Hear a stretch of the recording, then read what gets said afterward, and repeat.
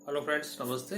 आपका DBG education में स्वागत है। चलिए हम फिर से शुरू करते हैं हमारा संविधान, इंडियन कॉन्स्टिट्यूशन, जिसमें हमने फोर्थ जो पार्ट है उसके कर लिए थे। अब हमारा जो चल रहा है फिफ्थ पार्ट चल रहा है, 5वां भाग चल रहा है। और 5वें भाग में हमने अब तक 51 से लेके 78 तक, 52 से लेके 78 तक हमने पढ़ लिया है।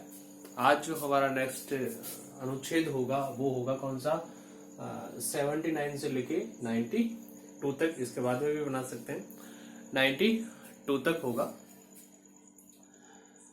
देखिए, मैं जो ये संविधान के भाग पढ़ा रहा हूँ और अनुच्छेद बता रहा हूँ आपको, वो इसलिए नहीं पढ़ा रहा कि आप सिर्फ इसको सुने। मैं इसलिए भी बता रहा हूँ आपको कि आप इसको राइट डाउन करें। आप जिस भी कंपटीशन के एग्जाम का तैयारी कर रहे हैं उसके लिए आपके लिए क्या हो, यूजफुल हो। ऐसा नहीं हम आपने समझा कि सर हैं तो हम देख लेते हैं, ऐसी वाली कोई बात नहीं। आप देखें, समझें और उसके बाद में उसको राइट डाउन करें। ऐसे तो आप स्क्रीनशॉट ले लेंगे और उसको राइट डाउन करके लिख लेंगे, समझने की बात यही नहीं। इसलिए वीडियो पूरा देखें, समझने की कोशिश करें, फिर उसको राइट डाउन करें आप, तो वो क्या देगा, आपको बेटर रिजल्ट देगा। तो चलिए फ्रेंड्स, हम चलते हैं हमारे संविधान के भाग 5 में। और अध्याय 2 शुरू हो चुका है। अध्याय 1 हमने पूरा कर लिया है। अध्याय 1 की बात कर रहा हूं, ना कि पार्ट 1 की बात कर रहा हूं, ये ध्यान रखें आप। भाग हमारा 5वां है। इसी 5वें भाग में हमने अध्याय 1 में पढ़ा था, उसमें हमने पढ़ ली थी कार्यपालिका के बारे में, ठीक है ना। कार्यपालिका के बारे में पढ़ लिया था। अब हम जो पढ़ेंगे वो पढ़ेंगे संसद के बारे में, अध्याय 2 संसद। इसके अलावा मैं आपसे फिर से कहूंगा कि आप प्लीज शेयर और लाइक करते रहेंगे। मुझे इतना रेस्पॉन्स नहीं मिल पा रहा है जितना मुझे उम्मीद थी, लेकिन फिर भी मैं कोशिश करूंगा कि मैं आपको और बेटर दे सकूं। तो हम यहाँ बात करेंगे संसद के बारे में, जिसमें दे रखा है कि कौन कौन से आर्टिकल किस किस प्रकार से हैं। तो हमारे सामने पहले यह आना चाहिए कि संसद क्या होती है। संसद 3 पार्ट्स को मिलकर बनता है, 3 अंगों से बनता है, जिसमें हमें पता भी है कि राज्यसभा होता है, लोकसभा होता है और राष्ट्रपति होता है। और राष्ट्रपति, उपराष्ट्रपति, मंत्रिपरिषद और प्रधानमंत्री के बारे में हमने पहले से आर्टिकल्स क्लियर कर लिए हैं। अब हम संसद के बारे में क्लियर कर लेते हैं, कौन कौन से आर्टिकल में कौन कौन से चीजें रखी गई हैं, कौन कौन से विषय रखे गए हैं। तो देख लीजिए आप, अनुच्छेद 79 है, उसमें संसद का गठन किया गया है। क्वेश्चन पूछा जा सकता है कि भारतीय जो व्यवस्थापिका है, विधायिका है, संसद है, पार्लियामेंट है, इसका संविधान के कौन से अनुच्छेद में गठन किया गया है, उसको बनाने की प्रोसेस शुरू की गई है। तो बता सकते हैं हम 79 में इसकी प्रोसेसिंग शुरू की गई। संसद कैसे बनेगी, किस प्रकार से बनेगी, क्या क्या होंगे, वो सारी जो प्रावधान है वो किस में किए गए, 79 में। फिर है अनुच्छेद 80, इसमें दे रखा है राज्यसभा की संरचना। जो संसद का अंग है, प्रथम सदन कहें, द्वितीय सदन कहें, उच्च सदन कहें, विद्वानों का सदन कहें, तो उसकी संरचना किस प्रकार से होगी वो किससे बताया गया है, 80 में बताया गया। अनुच्छेद 80 में ये डिक्लेयर कर दिया गया है कि राज्यसभा की संरचना, राज्यसभा का गठन जो है वो किस प्रकार से होगा, इसमें क्या क्या शामिल किया जाएगा, कौन कौन से सदस्य होंगे, कितने सदस्य होंगे, वो इसके अंतर्गत बता दिया गया। अब है 81 जो है वो लोकसभा की संरचना की बात करता है। किसकी बात करता है, लोकसभा की संरचना की बात करता है कि लोकसभा को कैसे बनाया जाएगा, वही कितने सदस्य होंगे, या फिर इसकी जो संख्या है वो कितनी होनी चाहिए, कितनी आने वाले समय में कितनी होगी, वो सारी चीजें इसके संरचना ऐसा गठन जो होता है उसमें बताया गया है 81 में। इसके बाद में देखो 82, ये इंपॉर्टेंट हो सकता है क्वेश्चन किसी भी एग्जामिनेशन के लिए, और स्पेशली आईपीएस या आरएस जो भी होते हैं उसके एग्जामिनेशन के लिए ऐसे क्वेश्चंस हमारे सामने आ ही जाते हैं।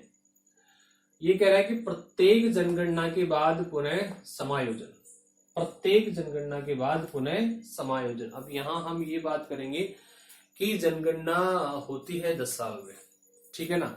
और हमारे संविधान में लिखा गया है कि जो जनगणना होती है प्रत्येक 10 वर्ष बाद में, उसके अनुसार जो हमारी संसद है उसके सदस्यों की संख्या घटाई या बढ़ाई जा सकती है।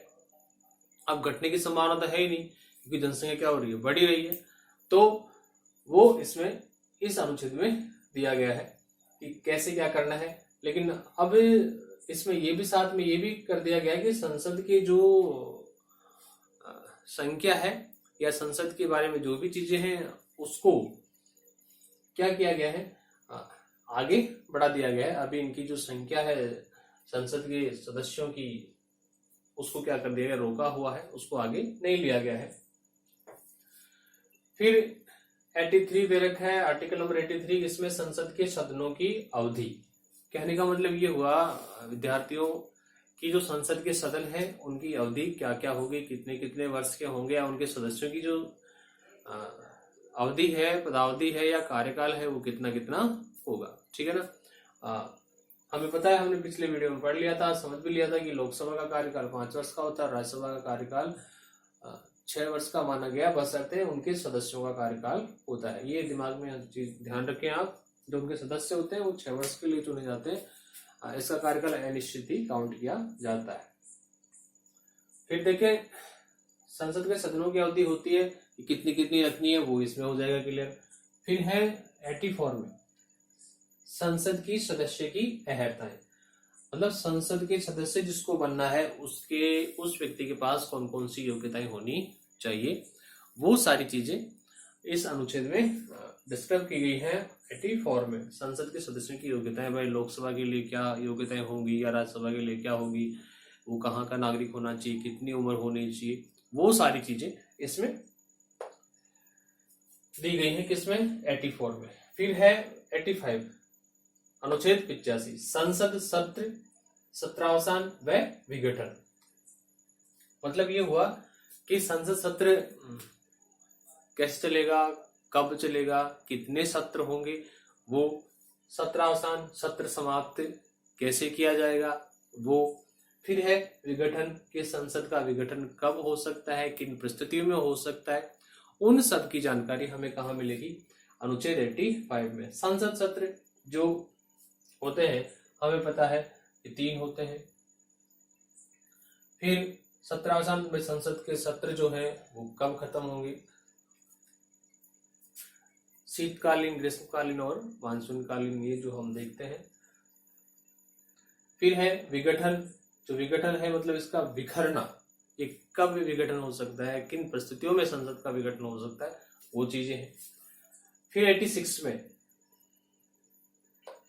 में देखें सदनों में अभिभाषण का और उनको संदेश भेजने का राष्ट्रपति को अधिकार। इसमें ये बताया गया है विद्यार्थियों मेरे प्यारों, इसमें ये कहा गया है कि जो सदन है राज्यसभा और लोकसभा,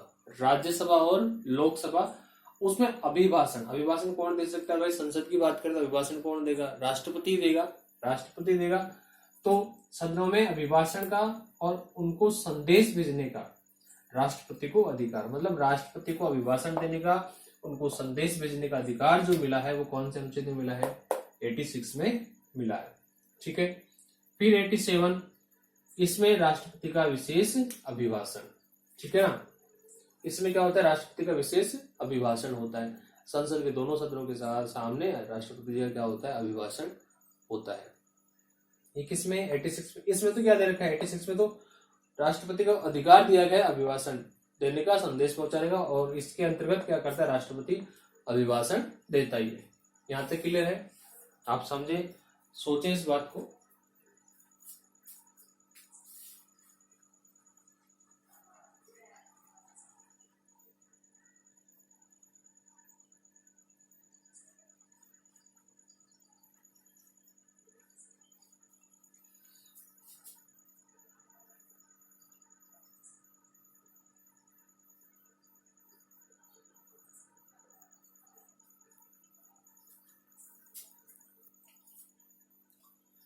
यहां तक हमने देख लिया, अब आगे देखें, हम देखते हैं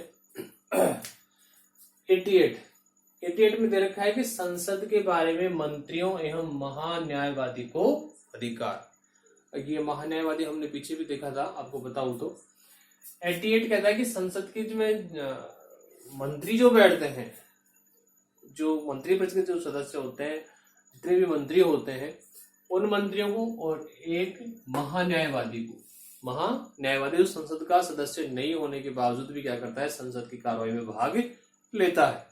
वो इनको क्या अधिकार दिए गए हैं, ये किस प्रकार से काम करेंगे, कौन कौन से अधिकारों के तहत काम करेंगे, वो सबकी सारी जानकारी किसमें मिलेगी, हमें अनुच्छेद 88 में मिलेगी।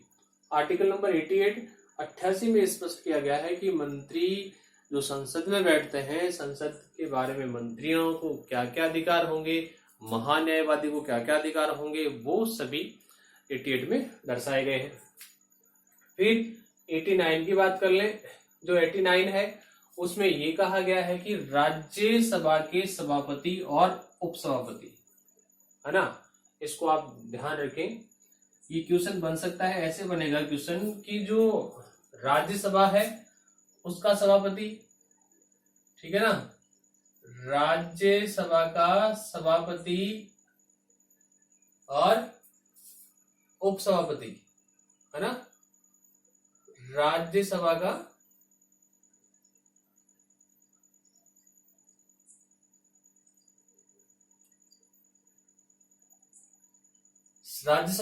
सभापति और उपसभापति। कहने का मतलब कि जो सभापति है, उपसभापति है, उसका जो बनाया जाना है वो किस अनुच्छेद के अंतर्गत बनाया जाएगा, तो वो किसमें बनाया जाएगा, 89 में बनाया जाएगा। या कहें कि उच्च सदन का अध्यक्ष और उपाध्यक्ष जो है वो कौन से आर्टिकल में होगा, 89 में होगा, है ना।